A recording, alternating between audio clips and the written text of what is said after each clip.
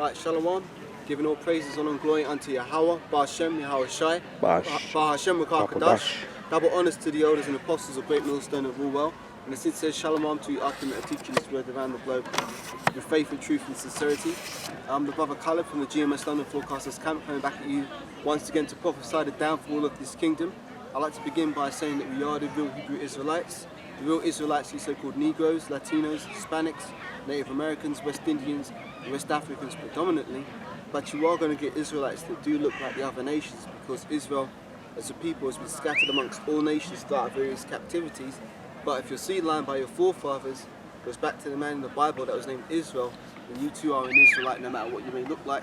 As Numbers 1:18 states that your nationality is determined by the lineage of your forefathers.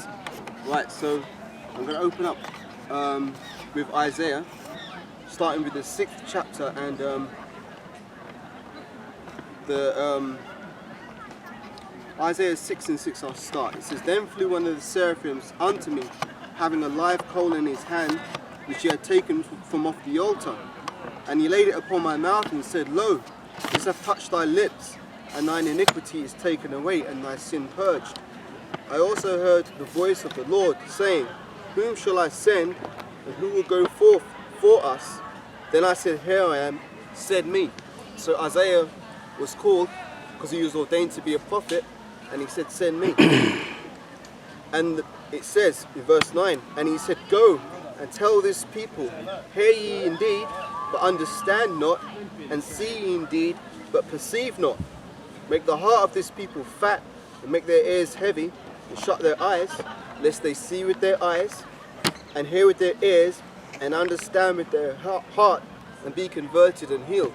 So to break that down, what it's basically saying is that the vast majority of the people in this world are not going to be able to receive this word, because first and foremost, this word is only for the Israelites, but even then it's only for the elect of the nation of Israel, because 2/3 of the nation of Israel are going to be destroyed, particularly in Babylon the Great. That's where that prophecy links to.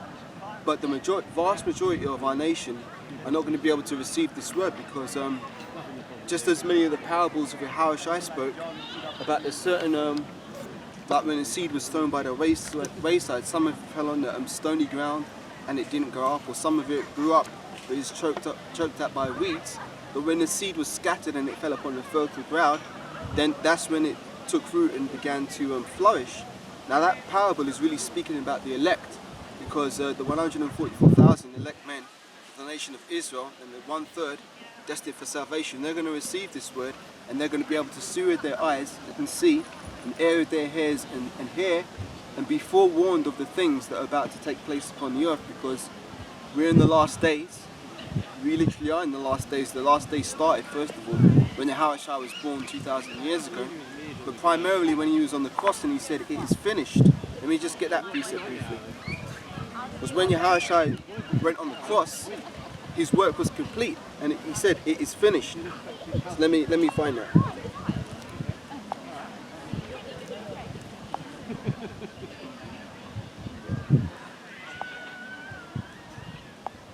Right.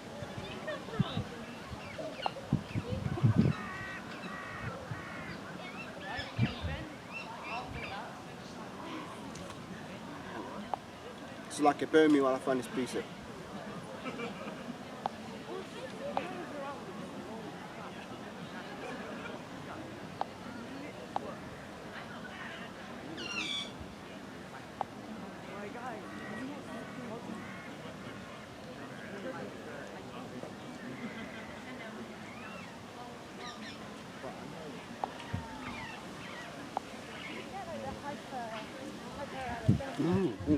Data.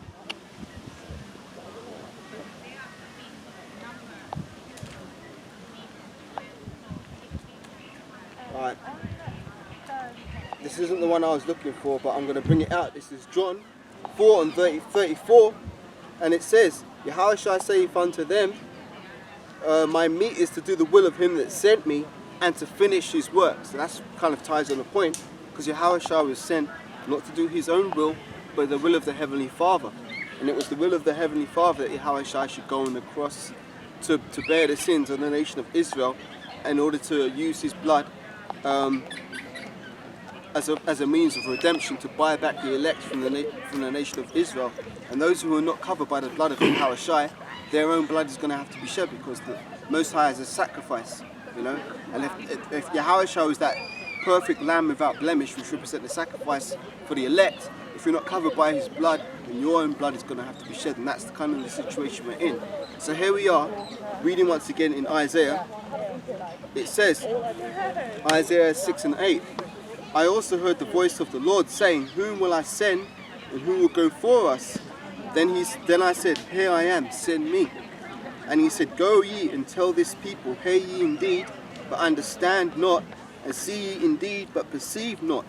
Make the heart of this people fat, and make their ears heavy, and shut their eyes, lest they see with their eyes, and hear with their ears, and understand with their heart, and convert, and be healed. In verse 11 it says, then said I, Lord, how long? And he answered, until the cities be wasted without inhabitant, and the houses without man, and the land be utterly desolate. Right? So let me read that again. Then said I, Lord, how long? And he answered, until the cities be wasted and without inhabitant, and the houses without man, and the land be utterly desolate. So this is the times we're coming into.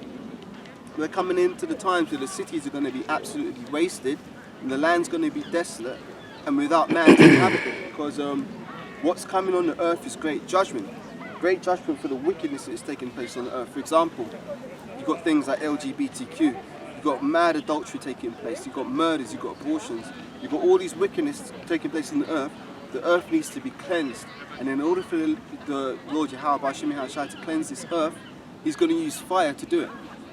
The first time, back in the days of Noah, they used the flood to cleanse the earth with the water, because water is a purifying agent. So the water covered the whole earth, and only 8 souls were brought through that flood, which was Noah, his 3 sons, Shem, Ham, and Japheth, and their 4 wives, which collectively makes 8 souls. I'm just going to put a point out there. That in itself shows you that the woman isn't very important in terms of bringing back lineage, because the names of Noah's wife or Shem, Ham, and Japheth's wives are not recorded in the scriptures. The only thing that is recorded is the fact that they were there, because those women were used to bring forth the other nations that were going to come on the earth. Now every nation on the earth goes back to either Shem, Ham, or Japheth. That's why you have Shemitic peoples, Hamitic peoples, and Japhetic peoples. Those are the 3 classifications of people according to the scriptures, because everybody ultimately goes back to Adam, but then from Adam came Noah. Noah had his 3 sons, and those are the 8 souls. Noah, his 3 sons and the 4 wives were the 8 souls that were brought forth from the flood. Now after they came off the ark, they all repopulated the earth, which is where you get the other nations from. On this sign, flip it around, and this can be found in Genesis the 10th chapter, which is the table of nations. So you've got all these nations here, and it breaks down who they are. You know, you've got Edomites, Elamites, Asher, Syrians, Arabs, so-called Chinese, Japanese, so-called Ethiopians. You know, all these people have biblical identities. For example, we know through the scriptures that the so-called white people, the Edomites, because they descend from their forefather Esau. We know that we, Negroes, Latinos, Hispanics, Native Americans predominantly, are the Israelites, because we stem from Esau's brother Jacob, you know, who's then named Israel. Likewise, you have the Moabites, who were biblically known as the Chinese, the Japanese, who are biblically known as the Ammonites, the East Indians, which are biblically known as Elam. You know, you've got your Egyptians, which are biblically known as Mizraim, or Martazariam, but in English is Mizraim. So all these nations all have an identity according to the Bible. Now what Esau has tried to do is try to put a covering cast over the nations in order to hide the identities, which is really in order to hide himself. Because in the book of Genesis, the 4th chapter, after Esau slew his brother, after Salakia, Cain slew his brother Abel, which was, if you can receive it, Cain and Esau in the reincarnation. But after Cain slew Abel, he says, a vagabond and a fugitive I shall be in the earth. And that is basically how Esau moves, like a vagabond and a fugitive. Because he's trying to hide his identity. In fact, he's gone so far as to claim our identity, which isn't his. And he's tried to mingle himself amongst all the peoples and put the covering cast over the nations so he can hide who he is biblically. Now we're in the end times where he's being revealed, particularly by us prophets who are doing this work, by preaching and teaching this word. We are lifting up this man's skirt and revealing exactly who he is according to the scriptures, and revealing unto him what his judgment will be, because we've got as prophets of the Lord, we've got a couple of jobs. The first, most important job is to preach this word and teach this word so that we can reach the elect of the nation of Israel, because once the elect of the nation of Israel has received this word and be sealed in their foreheads, that's when the great destruction is going to come. Now, the second thing we're to do is to tell Esau and these other nations their judgment. And their judgment is that they're going to be destroyed, they're going to lose their seat of power when Yahushua returns. For those of you who don't know who Yahushua is the one that the world ignorantly calls Jesus Christ. He was actually a dark-skinned man from the tribe of Judah. Not that leprous, long-haired, Edomite-looking interpretation, which goes back to Cesare Borgia and also Serapis Christus. That's not our Lord. You know, our Lord did not have leprosy, because to have leprosy is a curse according to the scriptures. Now, when Yahushua returns, he's going to set up his kingdom, which is going to be the everlasting kingdom, the nation of Israel. And then you're going to have King David return and reign upon that kingdom forever and ever. And Esau's never going to have a position of power again. This is his last go around. And for you other nations. And your judgment is that you're going to be destroyed, you're going to lose your power, then you're going to serve 1,000 years of hardcore bondage as a recompense for what you've done unto the sons of the children of Israel. You took us into slavery in the transatlantic slave trade in the ships. Let me just get that. As I've been speaking a bit, let me get some scriptures out. This is Deuteronomy 28 and 68. And it says, yep, and I, Yahweh, shall bring thee into Egypt to gain with ships, by the way whereof I spake unto thee. Thou shalt see it no more again, and there ye shall be sold unto your enemies for bondmen and bondwomen, and no man shall buy you. So which nation of people did that happen to? It didn't happen to those so-called 1948-ish people. It didn't happen to the Moabites, it didn't happen to the Ammonites, it didn't happen to Elam or any of them. It happened to the Israelites. They took us collectively from the the west coast, south coast, took us from the interiors of Africa on slave ship and took us over to the Americas. Also happened to the northern kingdom tribes too. They took them captives, sold them into slavery. And that's collectively both the northern and southern kingdoms of the nation of Israel, because the kingdom was split. There was a rent, between the north and southern kingdoms, which is Judah being the head tribe of the northern kingdom. So Judah being the head tribe of the southern kingdom, and Ephraim being the head tribe of the northern kingdom. But now we're being brought back together because those breaches are being sealed up, and the tabernacle of King David is being resurrected once again. And we are the sort of the beginnings of that, of that bringing back together the nation of Israel. And once the elect are saved, because as I said, a vast majority of Israelites are going to die on this side, they're going to be brought back in the kingdom through the loins of the elect, and then all Israel shall be righteous once more. Because the reason why we kept going into captivity is because we could not keep the laws, statutes and commandments that were given unto us by Yahweh B'Shem Yahushai. So therefore we kept falling short. And what does it say? The wages of sin is death. But once Yahushua returns and saves the elect, we're going to receive new bodies. Those new bodies are going to be all righteous. So it's going to be impossible for us to sin. And because we're not going to sin, therefore we're never going to die. So we're going to be immortals. That's the blessing that was given unto Abraham and unto his seed through Isaac, and then unto Isaac's son Jacob, and then Jacob's descendants on down.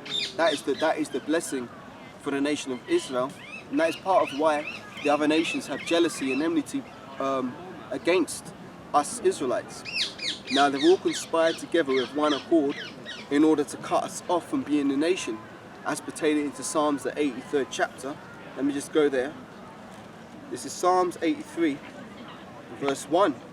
It says, "Keep not silence, O power, hold not thy peace, and be not still, O power. For lo, thine enemies make a tumult, and they that hate thee have lifted up their head. Now, who are the people that hate Yahweh B'Hashem Yahushai? Mainly these other nations, because they don't want to see us inherit our inheritance. So they're trying to keep us down. Let me just get a quick precept. Just find a precept, bear with me.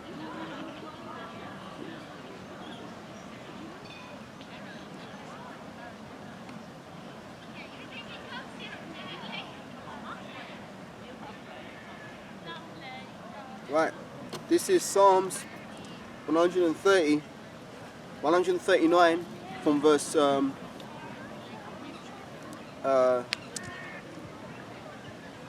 just seeing where I should start. Right, let me start from Psalms 139 verse 20. It says, for they speak against thee wickedly, and thine enemies take thy name in vain. Do I not hate them, O Yahweh, that hate thee? Am I not grieved with those that rise up against thee? So these nations, they basically hate Yahweh B'Hashem Yahushai, and they don't want to acknowledge his people, which is who we are, the Israelites, the Lord's chosen people. And it says, this is how King David felt about these other nations. He says, do I not hate them, O Yahweh, that hate thee? Am I not grieved with those that rise up against thee? I hate them with a perfect hatred, and I count them mine enemies. So we have enemies, right? So you can't be simple and in this foolish, oh Christian, you've got to love everybody's spirit. That's not the way it is, because King David wasn't like that. King David says, do I not hate them that hate thee, O Yahweh? And that's how we're supposed to feel. Now going back to Psalms, the 83rd chapter, because you best believe these other nations hate your ass. Psalms 83 verse 2. For lo, thine enemies make a tumult, and they that hate thee have lifted up their head.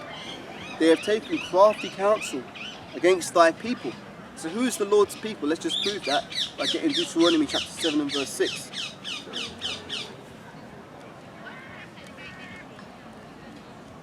Deuteronomy 7 verse 6 says, for thou art a holy people unto Yahweh thy power.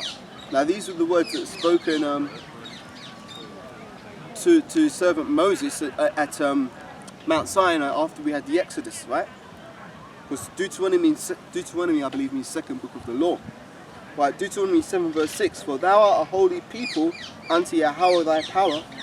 Yahweh thy power hath chosen thee to be a special people unto himself, above all people that are upon the face of the earth. Yahweh did not set his love upon you, nor choose you because you were more in number than any people, for you were the fewest of all people, but because Yahweh loved you, and because he would keep the oath which he had sworn unto your fathers, hath Yahweh brought you out with a mighty hand, and redeemed you out of the house of bondmen, and from the hand of Pharaoh, king of Egypt. Now, I mentioned before that we was taken from the interiors of Africa and sold into the Americas through the transatlantic slave trade. Now there's an important point I want to make on that point. Well, I'm going to smell like beer for the rest of the day. Because back in Deuteronomy 28:68, it says something important. I'll read it once again. I think you're right. I mean, clearly all the money went on cost. Yeah. Deuteronomy 28:68 says, and Yahweh shall bring thee into Egypt again with ships. Okay, so we know that we came out of Egypt in the first Exodus, right? Now, if you look on the world map, you'll see that Israel is right next to Egypt, which is why when King Herod put out the decree to try and slay Yahushua when he was a baby, what did they do? They fled into Egypt. And again, that's how you know that Yahushua was dark-skinned, because if Yahushua was a leprous-looking Edomite and he ran up into the interiors of Egypt, he wouldn't be able to blend in, because he wouldn't look like those other dark-skinned nations. Now here's an important point. Not everybody that has so-called dark skin is an Israelite, you know, because there are other nations which have dark skin, but they're not Israelites. For example, the Hamites, they're not Israelites, you know. The Mizraim, which is the Egyptians, they're not Israelites, you know what I mean? There's a difference between us and them. The Cushites, for example, the Ethiopians, they're not us, you know, we're not them. You know, we descend from Shem, we're Shemitic, they are Hamitic, you know. So, where was I going with this? Yes, on the world map, Israel is right next to Egypt, and Yahweh said in Deuteronomy 28:68, he said, I'm going to send you again into Egypt with ships. Now you don't need a boat to travel from Israel into Egypt, you know, because you could walk across dry land to get there. So what's he talking about? Well, you've got to break it down. The breakdown of that is that Egypt actually means house of bondage. Yeah? So he says, I'll take you again into Egypt with ships, meaning he's going to send us again into a house of bondage. And what is that house of bondage spoken of in Deuteronomy 28:68? It's talking about the Americas. Because America, which is spiritually known as Sodom and Egypt, that gives you the answer right there. America is spiritually known as Sodom and Egypt. Egypt meaning house of bondage. So therefore, a vast majority of our people right now are dwelling in the Americas. Judah and Ephraim are being oppressed together in the Americas because you've got the Northern Kingdom, then you've got the Southern. So you've got the Southern Kingdom, Judah, Benjamin, Levi, and then you've got the Northern Kingdom tribes: Asher, Gad, Zebulon, Ephraim, Manasseh. So I said Gad and Reuben, Naphtali, Simeon. All those tribes being oppressed together in the Americas, which is spiritually known as Sodom and Egypt, and also Babylon the Great. Now, why is it known as Egypt? Because it represents house of bondage. If you look on the back of the America $1 bill, what are you going to see on the back of it? You're going to see one of the great symbols of Egypt, which is the pyramid. Why is the pyramid being pushed on the American dollar bill? Well, because it's spiritually known as Sodom and Egypt. Also, it's known as Sodom spiritually because America is pushing out America has a lot of influence, and it's using its influence to sway the other nations. And one of the great things that America is pushing out is this LGBTQ shit. You know, these sodomy laws. What were they doing in Sodom and Gomorrah? They were doing exactly that, sodomizing each other. And what did Yahweh do to Sodom and Gomorrah? He destroyed it with fire and brimstone. Likewise, America is going to be destroyed. Babylon the Great is going to be destroyed with fire and brimstone once again, but also the thermonuclear destruction, which is going to come from the ICBM, which is intercontinental ballistic missiles. They're going to destroy that land, and also Yahweh Shai is going to return with a great host, which means armies of Yahweh B'Shem Yahweh Shai, and he's going to be in the chariots destroying everything, like you see in the film Independence Day. You think that's just science fiction? No, that all comes from the Bible. All comes from the Bible, because Yahweh Shai is coming back in a great chariot, which is what the world ignorantly calls UFOs, and there's going to be many angels with him, and those are the vehicles which the angels travel in, and they're going to bring about great destruction. Now, when is this all going to take place? Once the elect are sealed. Once the elect are sealed, that's when all the rest of the prophecies are going to speed up. For example, you've got the prophecy of the mark of the beast, which is the implantable RFID microchip. Let me get that in the scriptures, because I've been talking a bit. Let me just get some precepts out. So Revelation 13.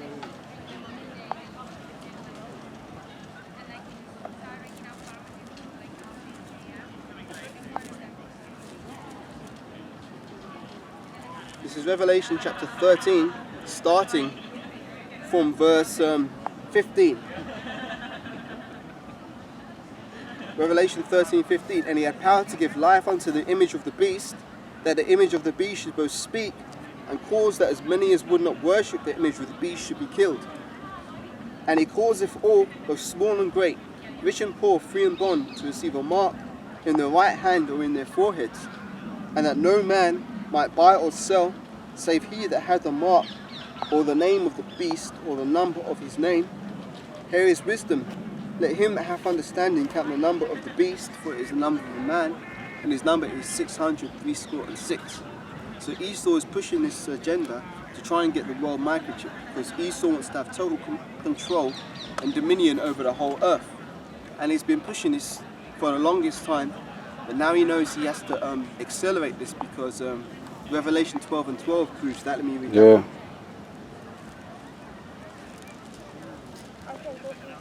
Revelation chapter 12 and verse 12 says,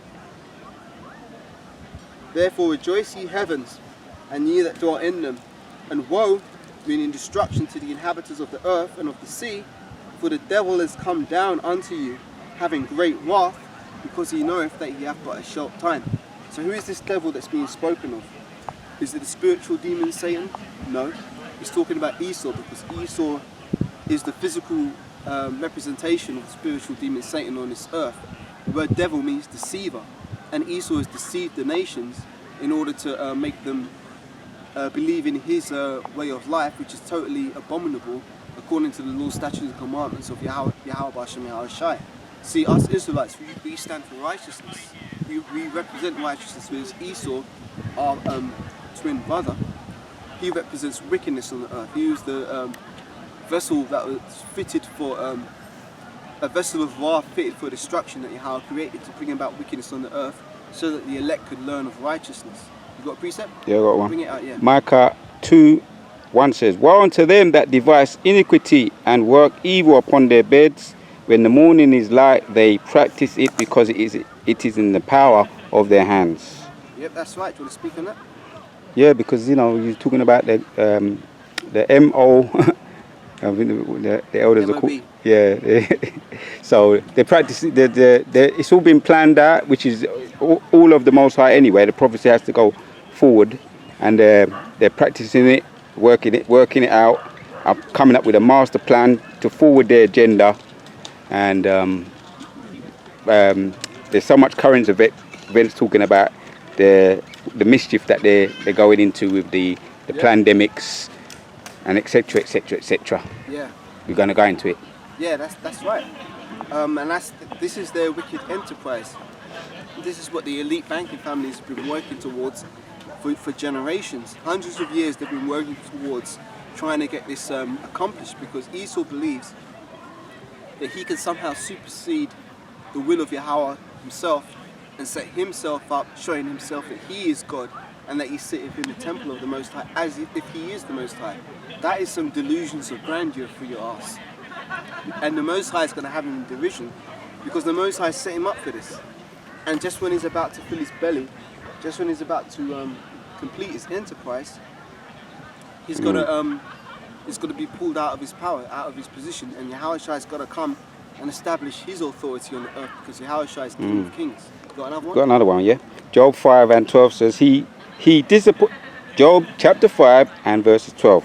He disappointeth the devices of the crafty, so that their hands cannot perform their enterprise. Yep.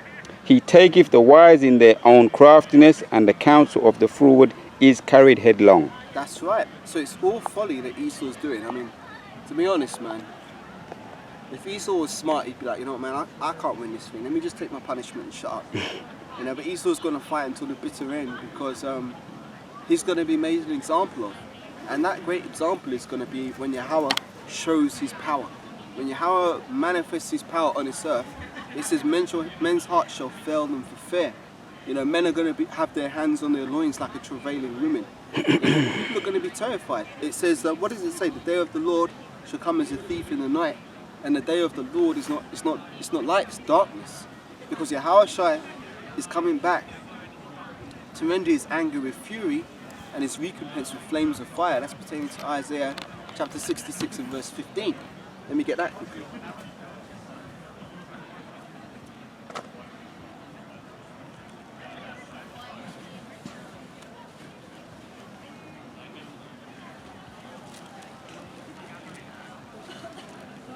Isaiah 66 verse 15. For behold, the Lord Yahweh will come with fire with his chariots like a whirlwind, to render his anger with fury and his rebuke with flames of fire. For by fire and by his sword will Yahweh plead with all flesh, meaning to judge. So Yahweh is going to judge all flesh. And the slain of Yahweh shall be many. It doesn't say the slain of Yahweh shall be few. The slain of Yahweh shall be many. Now, what did I read in Isaiah 6? Let me get that again. Jumping back. Once again, Isaiah 6. It says, 6 and 11. Then I said, Lord, how long? And he answered, until the cities be wasted without inhabitant, and the houses without a man, and the land be utterly desolate. So that's Yahweh's intention, to completely destroy these cities. And why are these cities going to be destroyed? Let's get this one.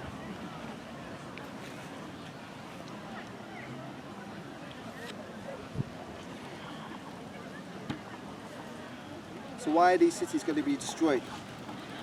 It says, 2 Ezra 15 and verse 18, for because of their pride the cities shall be troubled, and houses shall be destroyed, and men shall be afraid. Let me read that again. 2 Ezra 15 verse 18. For because of their pride, the city shall be troubled, and the houses shall be destroyed, and men shall be afraid. So what's one of the main things that you see these cities talking about? Oh, I'm proud to be British, or I'm proud to live in London. Or they've got these pride marches taking place in all these cities around the world. Right? And what does Yahweh say about pride? Pride wasn't made for man. But yet, Esau knows what he's doing when he talks about pride, because he's trying to flaunt it in the face of the Most High. Because Esau's just, he's clean contrary to everything that Yahweh Hashem Yahushai is. Like if Yahweh Hashem Yahushai says, okay, go left, Esau will go right. Yahweh Hashem Yahushai says Esau go up, Esau's going to go down. So he's going to do everything contrary because he is the adversary, you know. What does it say about pride? If we get Proverbs 7.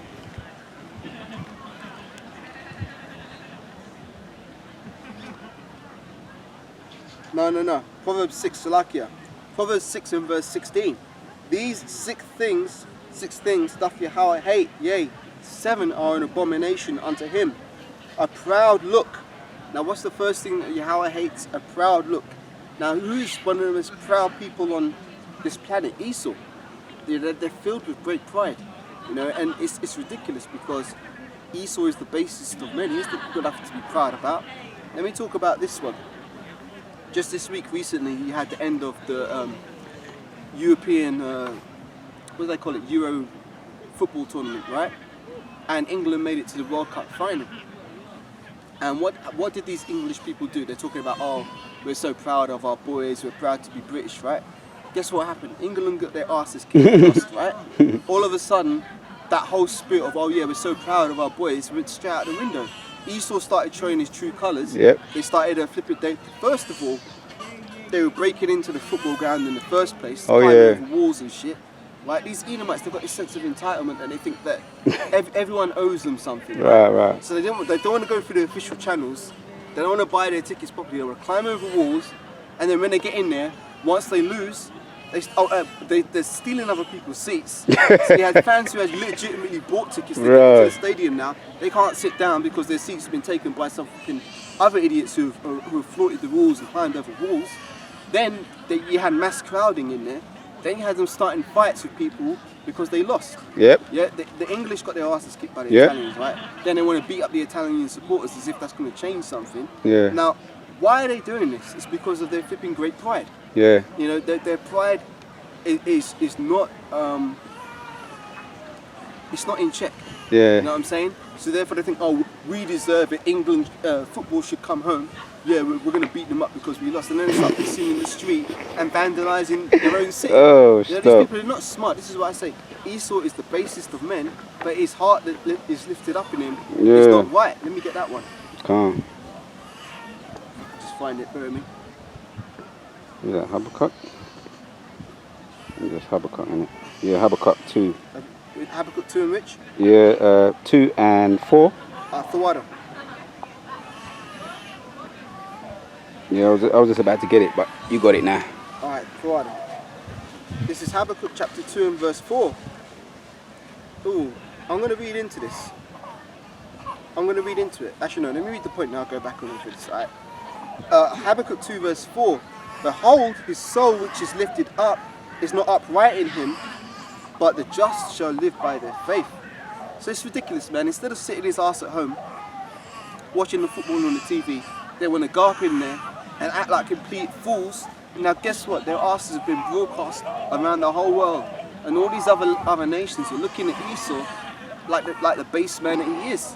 You know what I'm saying? These other nations are flipping on YouTube commenting to saying, look, is this what Great Britain is all about? Flipping, football hooligans